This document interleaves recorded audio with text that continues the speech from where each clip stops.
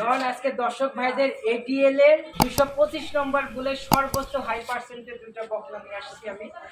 আমার লাইফে সেরা গরু, মানে আমি তো প্রায় 10 বছর ব্যবসা জীবনে এত ভালো গরু এর আগে দেখাতে পারি, মানে 10 বছরের মধ্যে এত ভালো গরু পান নাই। এত ভালো গরু দেখাতে পারি না। আজকে সর্বোচ্চ গরু দেখাবো দর্শক ভাইদের।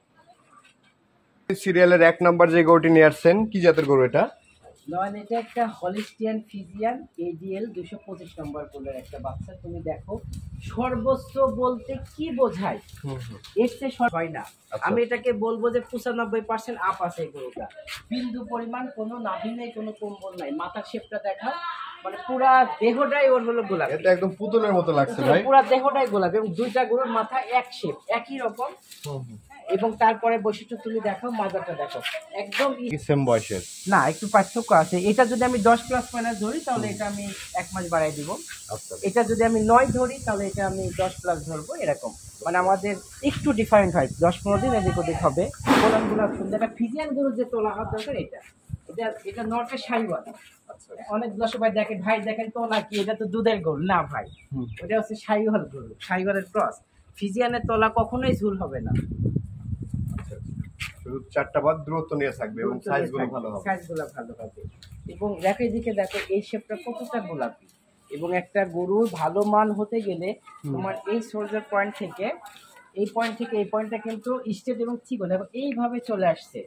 আচ্ছা আচ্ছা, এই জিনিসটার ভিতরে কিন্তু নির্ভর করে যে এটা ফিজিয়ানের পার্সেন্টটা কতটা পেয়েছে, কতটা দেশাল বা শাহিওয়ালের ক্রস আছে। এই দেখো চামড়াটা কতটা পাতলা, অনেক পাতলা চামড়া, অনেক পাতলা।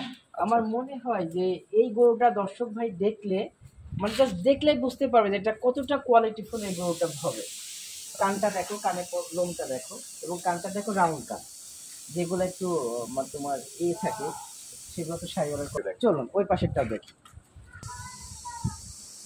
আমরা সিরিয়ালের 2য় নম্বর এবং জোড়ার যে গরুটি দেখতে পাচ্ছি ভাই, মানে একটা থেকে একটা মানে দুইটাই একই রকম। এগুলো আসলে আমেরিকার র্যামশোর যে গরুগুলো আছে না, ওইখানে তুমি পাবা।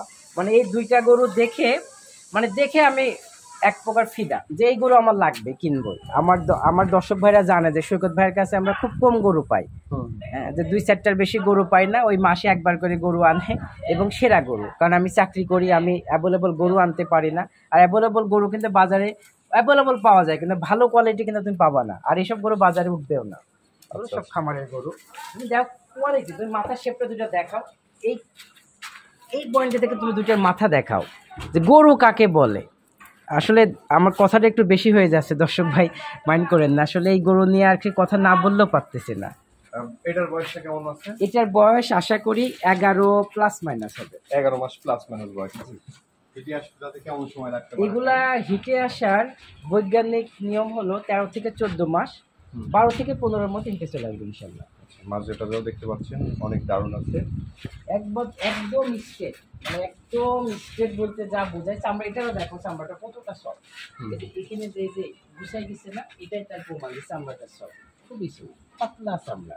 আচ্ছা আচ্ছা, এই আর পাগুলা দেখো, খুরগুলা দেখো, একদম সাদা, মানে এখানে কোনো প্রকার কোনো ক্রস নেই।